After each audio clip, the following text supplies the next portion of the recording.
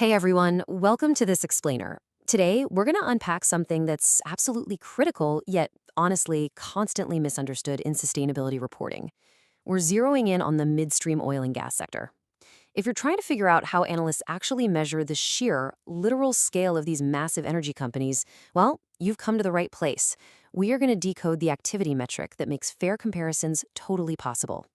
So think about this for a second.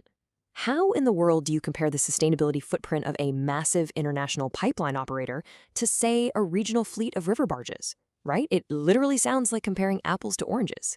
A company moving millions of barrels across continents is obviously going to have higher total emissions than a small regional player. If we just look at the raw numbers, the big guy always looks worse. But is that actually the true story of their operational efficiency? Here's our roadmap for today. First, we'll look at the midstream problem. Then we'll meet the activity metric itself, explain the math behind metric ton-kilometers, break down the core products and transport modes, and finally, look at normalizing the data. All right, part 1. The midstream problem, understanding scale. So, according to the SASB standard, the midstream industry has a super specific function. Think of these companies as the vital middlemen of the energy world. Their entire business model revolves around transporting and storing natural gas, crude oil, and refined petroleum products. They don't pull it out of the ground, and they definitely aren't selling it to you at the gas pump. They're the massive logistics network right in the middle. We're talking millions of miles of pipelines, thousands of vessels, basically the literal arteries of the energy grid. Now, consider the inherent risks that come with a logistics network of that size. When you're moving huge volumes of hydrocarbons, you're naturally generating significant risks. The standard specifically flags things like greenhouse gas emissions from compressor engines, local air quality impacts, severe ecological impacts from potential leaks or spills, and, of course, operational safety incidents. These are the critical environmental and social data points that companies absolutely must disclose. But here is exactly where we hit a wall with those disclosures. Raw emissions data alone, it's incredibly misleading. Imagine Company A emits twice as much greenhouse gas as Company B. Your first instinct is probably, wow, Company A is doing a terrible job. But wait, what if Company A is actually moving 10 times the volume of product over twice the distance? Suddenly, Company A is looking way more efficient, right? We absolutely need a common denominator to fairly compare the true footprint between these very differently sized entities. Which brings us to part 2, meet the activity metric, our common denominator. The framework we're relying on here comes directly from the SASB standards, which, by the way, are now maintained by the ISSB. This is the globally recognized authoritative framework for industry-specific sustainability disclosures. They lay out the exact rules for how companies should report their data so that investors get a crystal clear, standardized picture. And within that framework, there's a very specific alphanumeric codes you're going to want to memorize if you're working with midstream data. It's EMMD000-A. This is the official designation for the oil and gas midstream activity metric. Whenever you spot this code in a sustainability report, you know for sure you're looking at the foundational data for scale. So what does this code actually do? Well, the standard explicitly defines activity metrics as figures that quantify the scale of specific activities. They aren't measuring the actual pollution or the spills themselves. Instead, they're meant to be used alongside those other metrics to normalize the data. They essentially give us the denominator in our fraction, making it totally possible to do a fair proportional comparison across the whole industry. Let's move to part 3, metric ton-kilometers explained. This is the specific unit of measure required. Now, I know metric ton-kilometer sounds a bit clunky and technical, but it's actually really elegant.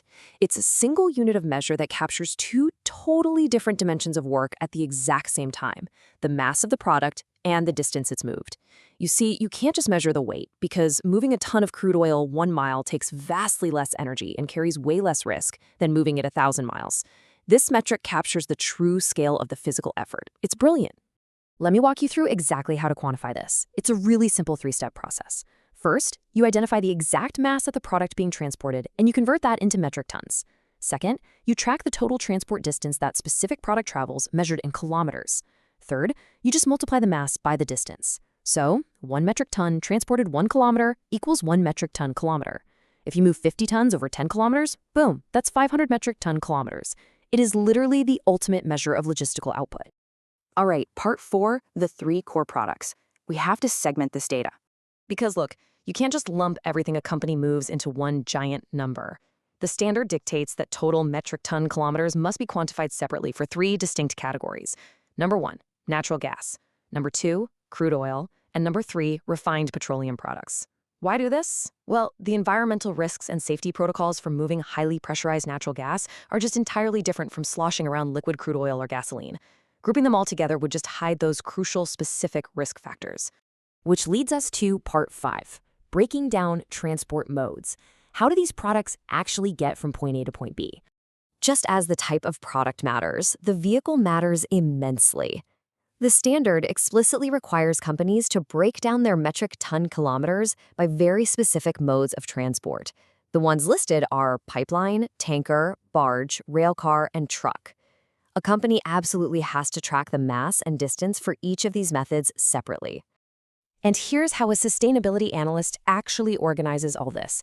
You end up with this really clear matrix. You've got your 3 core products across the top and your transport modes down the side. To fully comply with the activity metric, a midstream company needs to calculate and fill in the metric ton kilometers for every single intersecting box where they have operations. It's exactly this level of granularity that makes the standard so powerful. Finally, part 6, normalizing the data. Let's apply this context. You might be thinking, why force companies to slice the data up this much? It's because context is literally everything here.